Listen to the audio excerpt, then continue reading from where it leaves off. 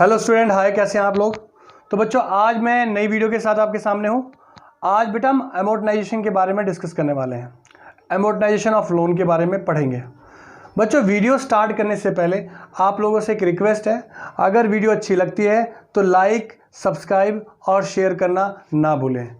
और बच्चों, आपके लिए जो ये भी वीडियोस की सीरीज़ चल रही है, इन वीडियोस में जो भी बची हुई वीडियोस हैं, थोड़ा सा टेक्निकल प्रॉब्लम होने के कारण वीडियो थोड़ी डिले हो रही है, बट मैं पूरी कोशिश करूँगा कि कमिंग वीक के अंदर मैं ज़्यादा से ज़्यादा वीडियो डालकर आपका ये टॉपिक कवर करवा दूँ।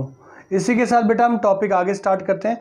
तो आज आगे बढ़ते हैं, अमोर्टाइजेशन ऑफ लोन्स। तो बच्चों, अमोर्टाइजेशन ऑफ लोन के बारे में बात कही गई है। तो देखो, लोन तो आपको पता ही है कि कंडीशन क्या होती है। अमोर्टाइज क्या हो रहा है, यानी अमोर्टाइज ऐसी कौन सी कंडीशन है। तो यहाँ पर समझना क्या है, a loan is said to amortized if it can be discharged by a sequence of equal payment made over equal period of time। समझिए ध्यान से, जो लोन है वो अमोर्टाइज कब कहलाएगा, कब होगा, जब ये डिस्चार्ज होगा। किस फॉर्म में? सीक्वेंस की फॉर्म में, इक्वल पेमेंट और इक्वल पीरियड ऑफ टाइम। ये कंडीशन आपकी इंपॉर्टेंट है। यानी किसी लोन को अमोर्टाइज कब कहेंगे, जब इसे डिस्चार्ज करने का जो तरीका होगा वो सीक्वेंस ऑफ इक्वल पेमेंट होगा। और क्या होगा, ये कंडीशन इक्वल पीरियड को भी डिफाइन करेगी। तो अगर ऐसी कंडीशन आएगी तो वो लोन अमोर्टाइज कहलाएगा। Each payment can be considered as a consisting of two parts। यानी जो ये पेमेंट है ये कंसिस्ट कर रहा है दो पार्ट के अंदर, यानी दो फॉर्म के अंदर डिस्कस कर रहा है बच्चों। पहला पार्ट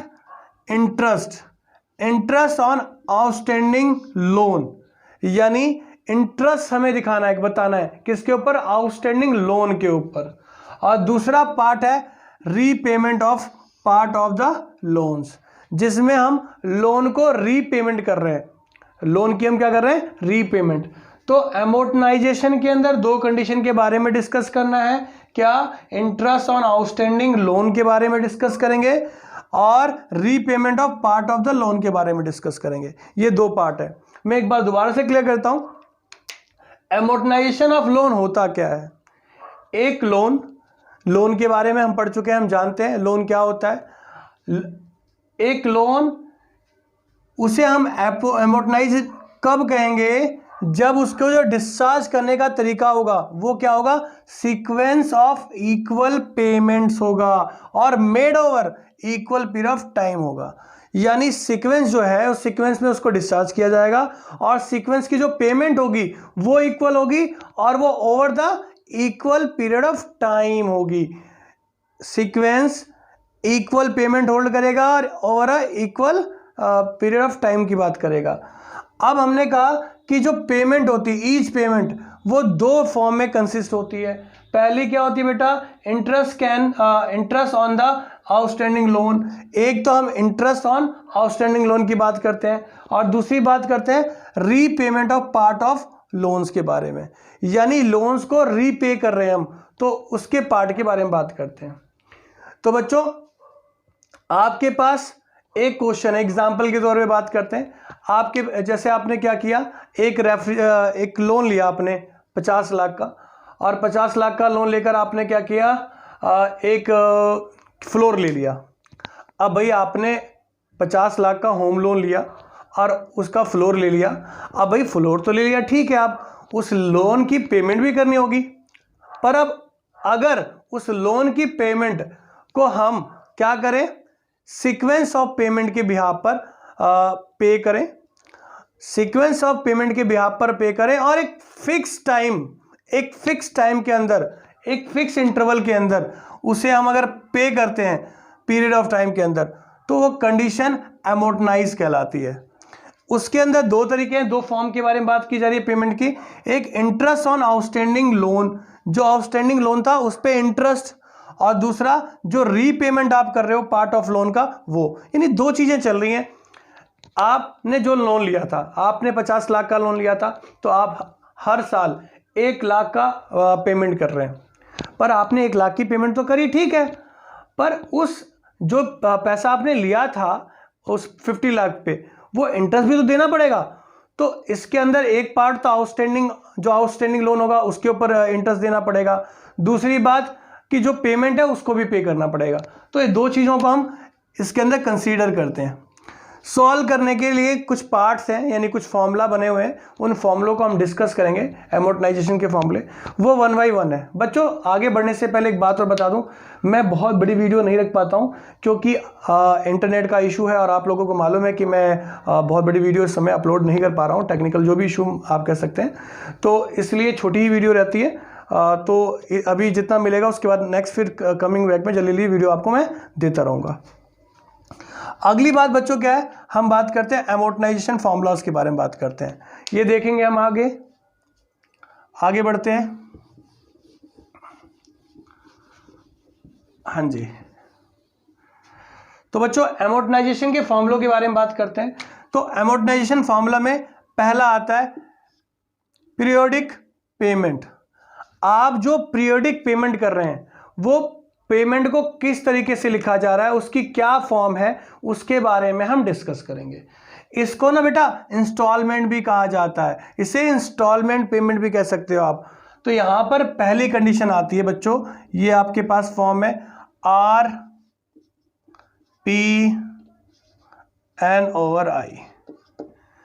जनरल है। आप यहां पर जो आर निकाल रहे हैं वो इंस्टॉलमेंट निकाल रहे हैं, यानी पेमेंट से जो आपकी इंस्टॉलमेंट है पेमेंट की उसको निकाल रहे हैं आप, तो वो P/this होगा, ठीक है। जैसे कि हमने पढ़ा था फॉर्मूला कि प्रेजेंट वैल्यू क्या होती है, वो इंस्टॉलमेंट और ये होता है। तो उसने उसने क्या P/AN/I बना दिया, कुछ भी स्पेशल नहीं किया। यानी इसको ये जो फॉर्मूला बना है ना आपका, वो इस फॉर्म से बना हुआ है, आपको पता है, ये आप पढ़ चुके हो पिछली क्लासेस के अंदर। जब मैं प्रेजेंट वैल्यू पढ़ा रहा था तो मैंने प्रेजेंट वैल्यू में आपको ये क्लियर कराया था कि प्रेजेंट वैल्यू के अंदर मैंने क्लियर करवाया था आपको कि ये कंडीशन क्या होती है, किस तरह से डील करते हैं। इसका फॉर्मूले मैंने वहाँ पर डिस्क्राइब किया था, प्रॉपर तरीके से सॉल्व करके दिखाया था आपको। तो ये वही है, यहाँ से हम आर यानी इंस्टॉलमेंट निकाल रहे हैं। इंस्टॉलमेंट कैसे निकालते हैं, P प्रेजेंट वैल्यू को हमने इससे डिवाइड कर दिया इसकी एन्युटी से, प्रेजेंट वाली की, और ये डिफाइन किया। इसकी वैल्यू आपको पता है AN/I जो होता है, इसका मतलब क्या होता है, ये प्रेजेंट वैल्यू को डिफाइन करता है बच्चों। यानी अगर मैं बात करूं तो क्या होगा, ये 1 - 1 + I⁻n माइनस का ओवर I होगा। ये आप प्रूफ कर चुके हो। ये जिससे भी दिक्कत आए कि हाँ ये फॉर्मूला आया क्या, ये है क्या, तो बेटा जाकर पिछली वीडियो चेक कर लेना, उसमें एन्युटी ड्यू के अंदर प्रेजेंट वैल्यू की मैंने पेमेंट बनाते समय ये फॉर्मूला डिस्क्राइब कर रखा है, वहां से वो देख लेगा तो उसे समझ में आ जाएगी, कोई दिक्कत नहीं होगी।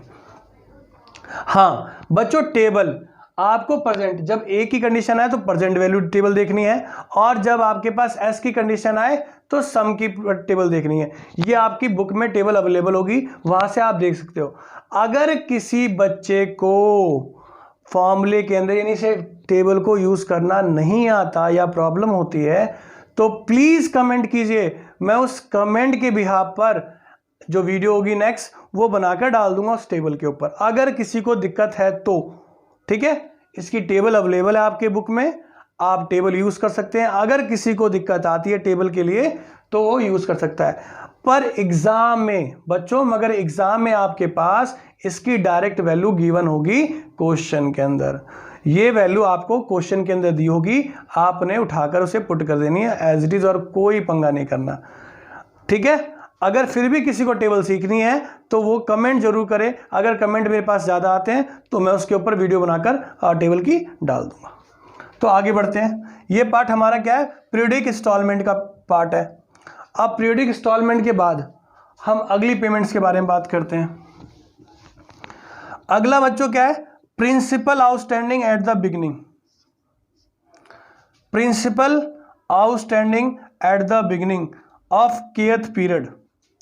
तो बच्चों कह रहा है जो हमारा प्रिंसिपल है वो kth पेमेंट के बाद उसकी आउटस्टैंडिंग कैसे आप डिफाइन करेंगे। तो उसके लिए यहाँ जो फॉर्मूला बना रखा है वो है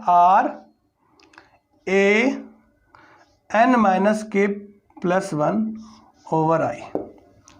अब जरा समझ लेते हैं ये क्या बीमारी है बच्चों। इसके कहने का मतलब क्या है? इसके कहने का मतलब है N-K+1। इसके कहने का मतलब ये कहना ये क्या चाह रहा है? ये कह रहा है केथ पेमेंट के बाद हमें पता करना है, हमें प्रिंसिपल आउटस्टैंडिंग चाहिए eight the beginning of kth period. मान लीजिए मेरे पास इसके nth पीरियड है, यहाँ n पीरियड है, ठीक है, ये कोई केथ पीरियड है। तो अगर वो बिगिनिंग में आउटस्टैंडिंग मांगता है हमसे, तो इससे पहले वाले पीरियड का ही तो डिफरेंस निकालोगे आप, यानी यहीं तक की तो पेमेंट आप शो करोगे, ठीक है। आप इसके यहाँ तक की पेमेंट को डिफाइन करोगे, 1 से लेकर 2, 3 अप टू ये K-1 हो गया। तो आप क्या करोगे, जब केथ टर्म की बात करेंगे हम, वो भी बिगिनिंग बोला है, देखो वर्ड पढ़ना है यहाँ पर, अगर आप ढंग से नहीं पढ़ेंगे समझ में नहीं आएगा। Beginning of kth term, beginning of kth period है। तो जब केथ पीरियड की स्टार्टिंग में बात की गई है तो पेमेंट कहाँ तक हुई होगी? K-1 तक की हुई होगी, या K-1 तक की कंडीशन। टोटल n पीरियड थे हमारे पास, अगर मैं K-1 सब्ट्रैक्ट कर दूं तो मेरा केथ पीरियड की बिगिनिंग में जो होगा आउटस्टैंडिंग वो पता चल जाएगा। इसी को रिजॉल्व करके यहाँ लिखा गया, देखो N-K-1, इसको सॉल्व करेंगे तो N-K+1। बच्चों ये लिख रखा है उन्होंने, आपकी टेबल में कोई फर्क नहीं पड़ना। ये ए आपकी एन्युटी की कंडीशन में प्रेजेंट वैल्यू को डिफाइन कर रहा है, टेबल वही रहनी है, बदलनी नहीं है, बस यहाँ से जो नंबर सब में चेंज आएगा वो आपने देखना है। इस तरीके से आप क्या कर सकते हो, इस पार्ट को सॉल्व कर सकते हो। वही बकवास अगर कहूँ तो सेम ही कंसेप्ट है, आपके फॉर्मूले के अंदर उसने क्या कर दिया, आर लगा दिया। इसको आप ऐसे भी लिख सकते हो, ए जैसे पढ़ा था 1 - 1 + I की पावर कितना आ रहा है बेटा, जो भी यहाँ पर आ रही है कंडीशन टेबल वो सेम यहाँ लिख देनी है, आपने कोई पंगा नहीं करना इसके अंदर। R1 - A n- कंडीशन आपके पास क्या आएगी, हाँ आपके पास कंडीशन क्या आएगी बेटा, n-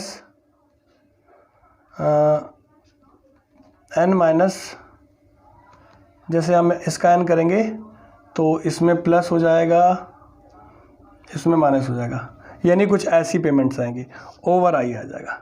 यानी इस पार्ट को हम ऐसे भी लिख सकते हैं, कोई दिक्कत वाली बात नहीं है। ये आपने पढ़ा था ना अभी थोड़ी देर पहले, मैंने आपको बताया था कि AN/I जो होता है वो क्या होता है, ये 1 + I की पावर -N/I होता है, यही पढ़ा था। तो मैंने क्या किया, सेम उसको कॉपी किया था, बस ये फॉर्म को ध्यान दिया, इसमें नेगेटिव इफेक्ट तो सब में इफेक्ट डाल दिया उससे, बस, और कोई भी चेंज नहीं किया। तो अभी हमने 2 फॉर्म पढ़ी है, इसकी तकरीबन 5 फॉर्म्स हैं, 2 डिस्कस कर लिए हमने, तीसरे के बारे में डिस्कस करेंगे।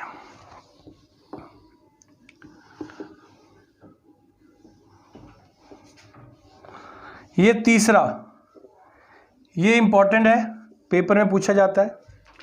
उसने कहा है interest in kth payment are, अब हमें इंटरेस्ट पूछा जा रहा है।